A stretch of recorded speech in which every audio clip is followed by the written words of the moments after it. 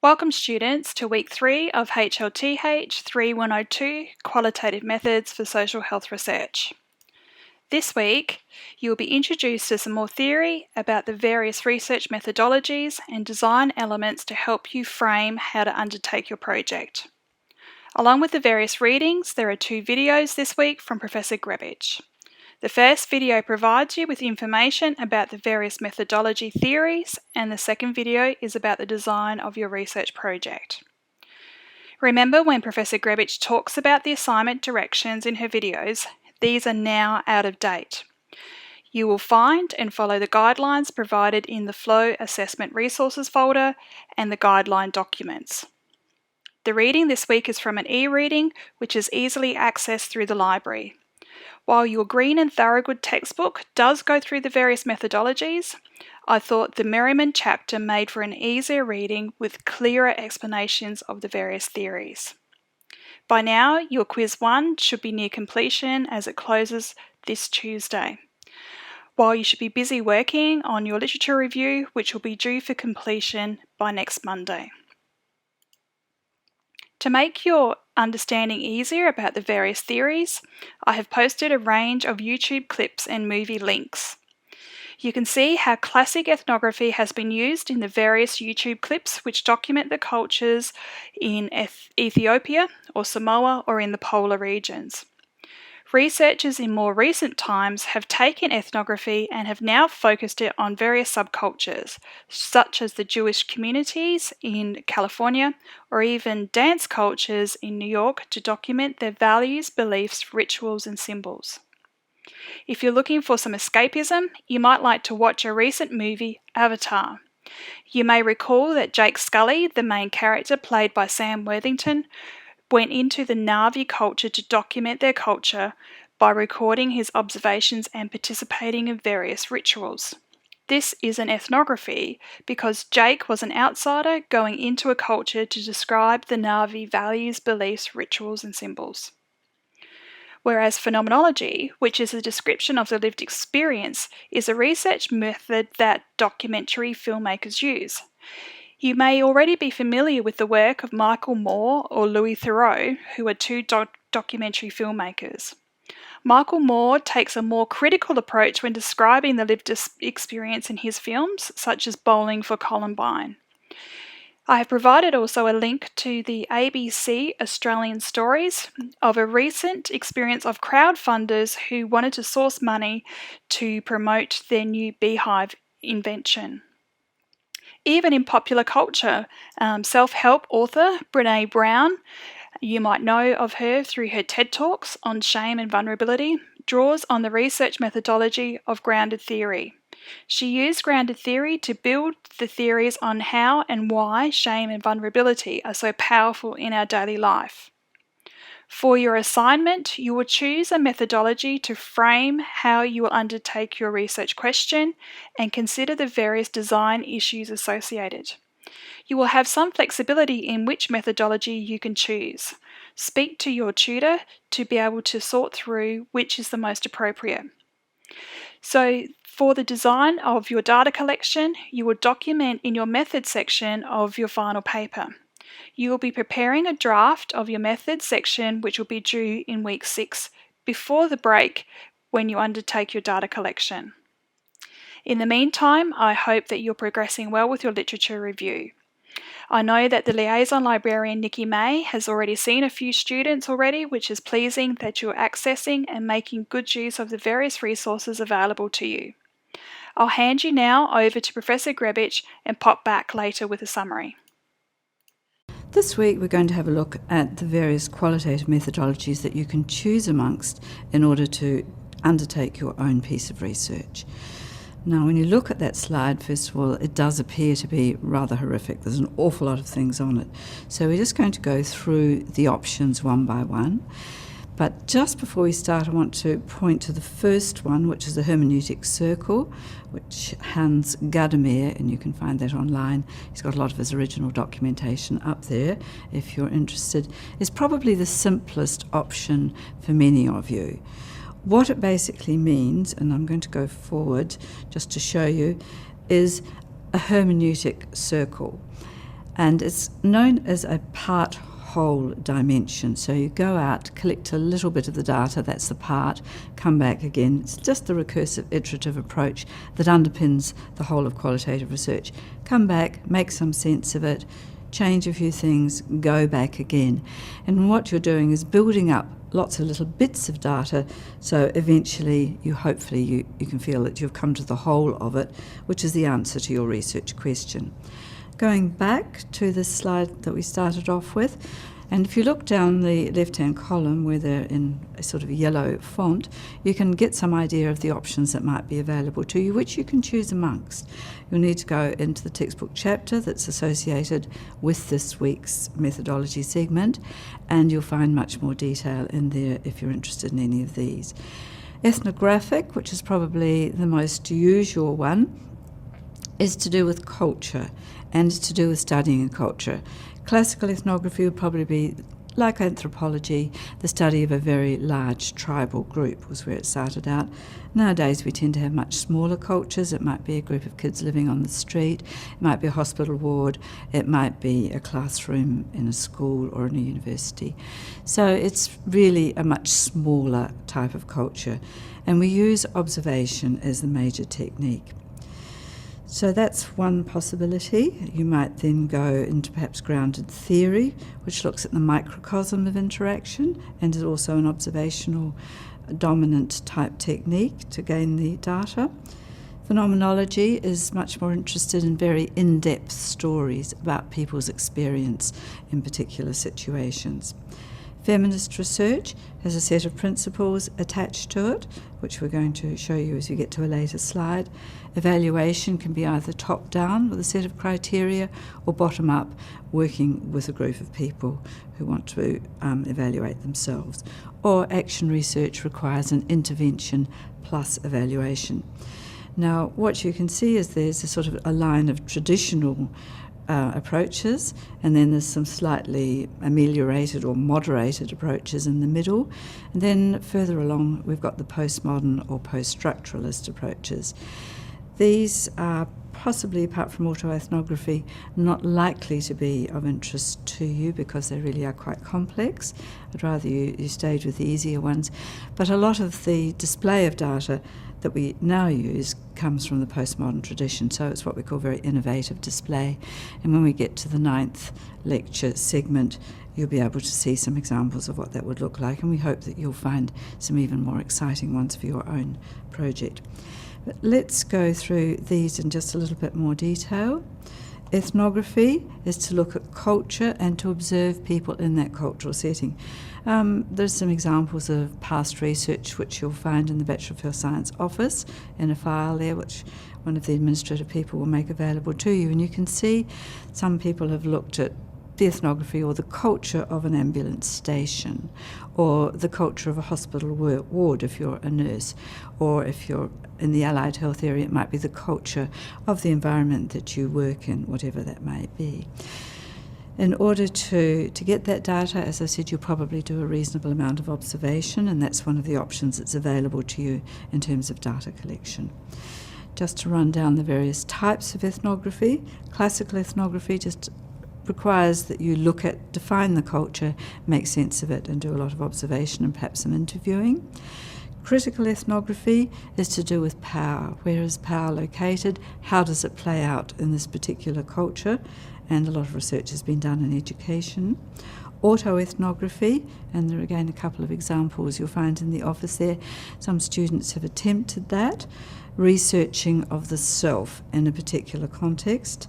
And I think one of them was to do with family breakdown, and the other was to do with moving from one different culture to another and becoming a student in the Australian culture, and how complex that can be, particularly when you come from a very different cultural background. Visual ethnography, and you might want to consider doing this as part of your data set, is collecting a whole lot of photographs which actually illuminate the context that you're researching within. Your data collection will be primarily observation, but you can also, as I said, do some visual ethnography, and you can also do some interviewing.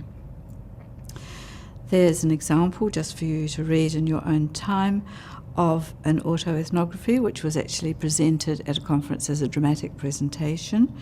And it's a situation where a couple who are both fairly high up in the career stakes find that the woman is pregnant, and she goes through the whole process of trying to decide whether or not to have an abortion, which she does eventually have. And so we have the man's view of that situation, her partner's view, as the decision is made and as they go through that abortion together. It's quite harrowing to read the whole article, but it also takes us into data areas that we would not normally have access to. We would not be able to get the richness of data that man has documented in his diary if we actually went out and asked him an interview question. Grounded theory then is another option. It looks at the microcosm of interaction in small settings. And a lot of the research done in grounded theory has been done in intensive care units. We're just looking at the interaction between patients and staff. It's a 3-stage coding paradigm, requires open coding, which is going to be almost identical to preliminary data analysis, which you will do further down the track. We'll illustrate what that looks like. Axial coding is the same as these days as thematic coding, which is what you're also going to do. And selective coding is running various concepts or theoretical ideas through the database once it's all in, to see if you can find out other aspects that are going to be useful in explaining your results. Memos are kept, and that's a very detailed diary, and you will be expected to keep a diary from the beginning. So a lot of what happens in grounded theory you'll be doing anyway, but that's another option if you're interested. Phenomenology looks at experience. It comes out of philosophy, and it's based on the sort of notion that we've lost the capacity to intuit other people's feelings because of our socialisation. So in pure phenomenology, or classical phenomenology, we tend to go through what's called a bracketing process, where we separate out all of the prejudices and biases that we might already have before we go into the field in order to study the particular topic or the experience that we're after. Now, normally, whereas in ethnography, you will probably have anything up to 30 or even 200 people in a sample. In grounded theory, you'd probably have somewhere between 8 and 30. In phenomenology, you would only have 6 as your maximum. And you choose people who've had very intense experience of whatever it is that you decide is the experience that you want to look at. The experience of having your appendix out, for example. The experience of being diagnosed as having a particular disease and what happens as a result of that, and so on, or just the experience of breaking up with your partner. Anything that is in-depth experience is available for research here. Feminist research, it can be feminist ethnography, it can be feminist grounded theory, it can be feminist phenomenology. All that's different about it is that it's underpinned by these feminist principles which are listed here, that women are oppressed, that gender is socially constructed, and that an emancipatory orientation is actually going to be fairly important. So when you find out that people are oppressed, and it's usually research done by women on other women, you're sort of duty-bound to do something about it, to help them, even if it's only just through giving them extra knowledge, to understand their situation, which presumably will then improve it. Or you might do something much more active and move into action research. Evaluation can be, as I said before, top-down or bottom-up, and there are various types of evaluation there. Usually much bigger studies and usually done with mixed methods, quantitative and qualitative, but it's possible to do them just with qualitative and to evaluate using a set of criteria a particular setting. So it's much more precise research. It could be formative, which is a group of people perhaps in a particular practice who feel it's not really working all that well.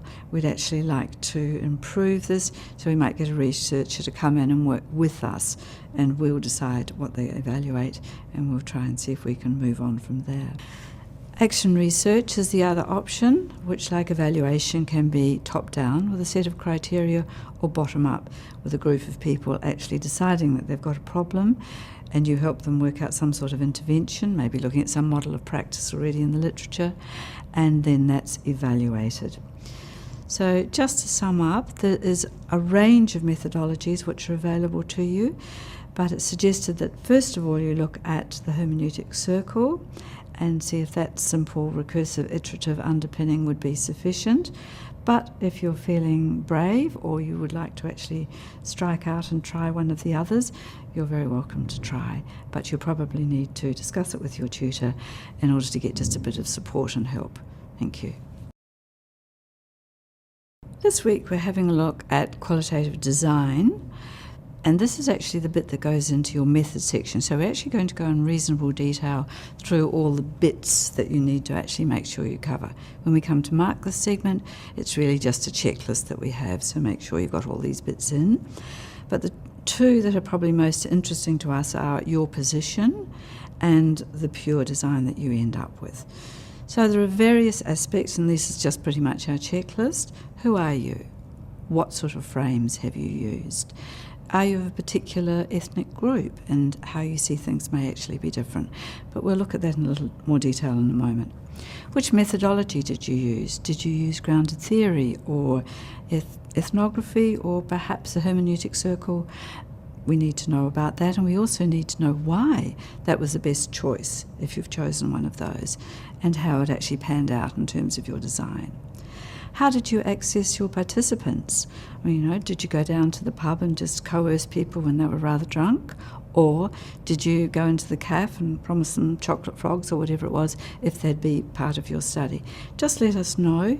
We assume this, whatever you've done, is perfectly okay and not perhaps what you would normally do in a piece of research. But for this exercise, it's probably friends, relations, colleagues, and so on. So that's fine. How did you access them? How did you sample them? How did you choose them? Did you decide that grandma would be really good because she's older, and that your younger brother would be really good because he's at that very awkward teenage age, but he's got some opinions? So why did you choose those particular people? And we want a participant profile table. Remember, it can be anonymous, so you might just give them a pseudonym. We want to know why you've chosen these people, but in your table we want to know the names, perhaps the age if that's relevant, male or female if that's relevant, and whatever other aspects, if it's to do with education or years in the service, we need to know whichever ones are relevant to your research question, and you will decide what those will be. Your data collection techniques, and as you'll already know, there is a choice amongst observation, interviewing face-to-face, interviewing focus groups, perhaps even an autoethnography, perhaps even some visual photos. So you've got some choices there, and we need to know why you've chosen to do those rather than other ones. What else have we got down here? Your research questions are important. We need to know what those question areas were. So you'll put that in the assignment, but you'll put a list of your questions as an appendix at the end so we can have a closer look at it. Your analytical approaches, we will know that you will do preliminary data analysis, which you will also have to put down as an appendix, and thematic analysis, which you will also have to put in your appendix as well. But again, we'll go into those in just a little bit more detail. Your ethics form will have to be in the appendix, but any ethical issues that you faced personally, and how did you manage them when you were out in the field. Trustworthiness and dependability and so forth are actually all really the old validity and reliability, and they're showing us that you've actually got to the truth of the matter, but they're also showing us what your design was and how that has answered your question. The last thing is reflexivity, which part of your diary record is this notion of accountability, keeping this record so that we can see where you've been and you can track where you're going as well. So that needs to be also in the appendix. Let's have a look first of all at frames, the position of the researcher, the who are you, and what are the likely biases and prejudices that you might bring to your study. You might work in the field. These might be your colleagues, they might even be your best friends. This might be your family. So clearly there are all sorts of biases and prejudices that we need to know about. Perhaps your age might be, you might be interviewing people who are considerably older or younger, so you might need to take that into account. Socioeconomic class, perhaps you're interviewing up, very senior people in the organisation, and again, that's a different kind of approach, which we'll look at in another session. Personality, maybe you just find this kind of research really difficult and you'd much rather sit in front of a computer screen and just crunch data. That's fair enough, just tell us that. What life experiences have you had that are really relevant to this and perhaps have biased?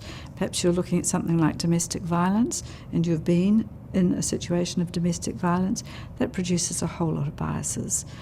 Gender, if you're interviewing a lot of males and you're female, is that going to produce some sort of issues, or if you're a different sexuality? And what are your personal values and beliefs? So it's a very sort of reflexive approach, very critical, really deciding, okay, I've got to get out there and expose who I am. And that has to go into your methods section, and it also goes in your diary. So other design issues, we have things like validity or trustworthiness, which is that you're demonstrating to us that the design that you've created gives the best answer to your research question. And reliability is the actual design, which we can then critique. So you need to convince us that you've done the best that could possibly be done, and your diary record will also help to back that up. These are just more formal approaches, which you probably won't be using in your own study, but if you were out there doing qualitative research, any of these might be the ones that you might actually utilise to show dependability and trustworthiness. When you actually go out and do an interview, you usually transcribe that interview and send it back to the person so they can actually agree that that's what they said, that in the transcription you haven't actually put in things that they didn't say. And that's important in some studies, not so important in others. You need to have some sort of journal and audit trail. So perhaps if you're using computer management of some description, you may actually have audit trails, and some programs in qualitative computer management will document when you change your design or your sampling or your question as you're going, and that's useful to have. Multiple data sources, the more different kinds of data you have, the more substantial your database becomes and the more trustworthy it becomes. So you might observe and interview and do some group interviews and do some photos, and then you've got a reasonable amount of data to convince us that you've answered your question. Parallel data sets, you might actually look in one environment and compare it with another environment, particularly if it's a work type environment. The longer you're in the field, it's suggested the more you're likely to find. So people get used to you, and particularly if you're observing, they start to behave much more naturally. Peer review, if you can actually publish something or do a conference paper and your peers say, that's fantastic, you know that you've actually been accepted by the field. And there are some other ones there, construct validity. If you develop some sort of theory or model of practice or something, it's suggested that you've enhanced your validity. If you pull in some of the people that you've interviewed, just to key representatives, and tell them what you've found, and they agree, or they add something to it, or they say, no, that particular pathway is not going to work in the clinical area, and then you get feedback and you change the direction of the particular pathway that you've developed. So face validity is a further enhancement, and catalytic validity is when you've got some sort of theoretical development which helps people to, it's in the empowerment domain, which helps them to see that their lives have somehow changed by being part of your study. How do you sample? What are your options? Well, in qualitative, the first one is the best and the ideal, and the one I hope that you'll actually consider, and that is maximum variation. So yes, I want some people who are in this situation, some people who are this age, some that are male, some that are female. So mix up your database so that you get diversity of opinion. Sometimes you actually want them to be all the same, homogenous, and that's fine. So you want only 22-year-olds who are university students, who are females, who are doing this topic. Fine, that's okay. Justify it, and we'll be very happy with it. You can do a random sample if you have a total population, which is almost, it's a bit like searching for hen's teeth. It's very rare in qualitative that you will ever have that possibility, but it sometimes happens. Think about stratifying, which again is just mixing it up. And snowball sampling is just networking. You know, okay, you're in that situation. Can you tell me anyone else who you know who might be prepared to be part of my study? Convenience is probably what most of you are going to do, but I hope within that you'll look at some maximum variation or diversity. Convenience is just your friends and relations and the people that you can access most readily. It's a very weak form of sampling, but for this exercise, it's perfectly adequate. There's an example of a profile table, which we mentioned before, where you actually indicate who's, and notice that they're all pseudonyms down in the left-hand column, so they're in inverted commas.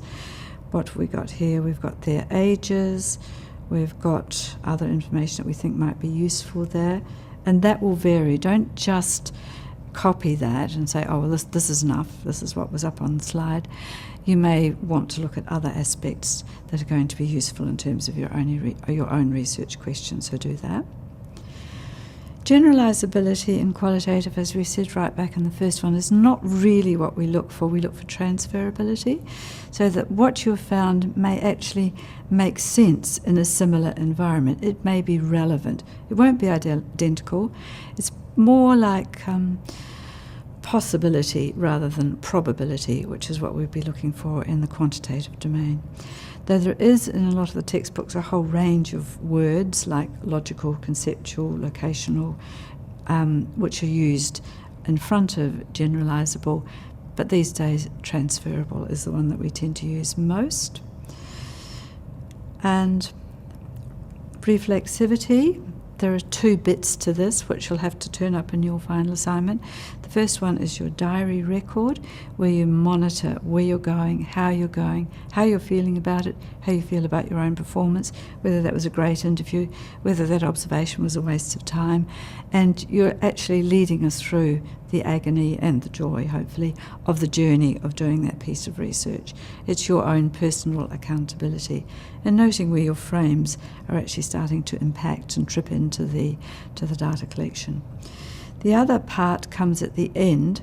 It's to do with discounting the data. It's when you look back over your study and say, well, you know, if I'd had 10 years and $100,000, I'd have done a completely different study and found different results. But what I've done in a limited period of time is fantastic.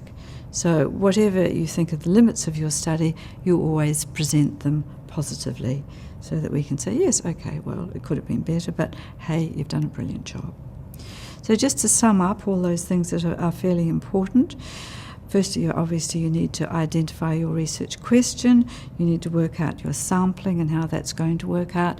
You need then to be very clear about how you're going to access those people, what sort of approaches you're going to use and the limits of those, and how long you were actually in the field, and how long the interviews were, and where did they occur. All that sort of detailed data needs to go in there. You need to explain what sort of data analysis you've undertaken, and it will be preliminary data analysis and thematic analysis. You need to maintain your diary right through so that your reflexivity is covered and so that you can discount your data at the end. And then hopefully when you get to your beyond this, you can move then into your discussion section and you can make some sense of the data which you have then displayed in your results section. Welcome back, students. As you heard from Professor Grbić, there are a range of theoretical and design perspectives and considerations which you will use to collect your data for your project. The take-home message here is that depending on your question, you will need to choose the most appropriate methodology which will best answer your research question.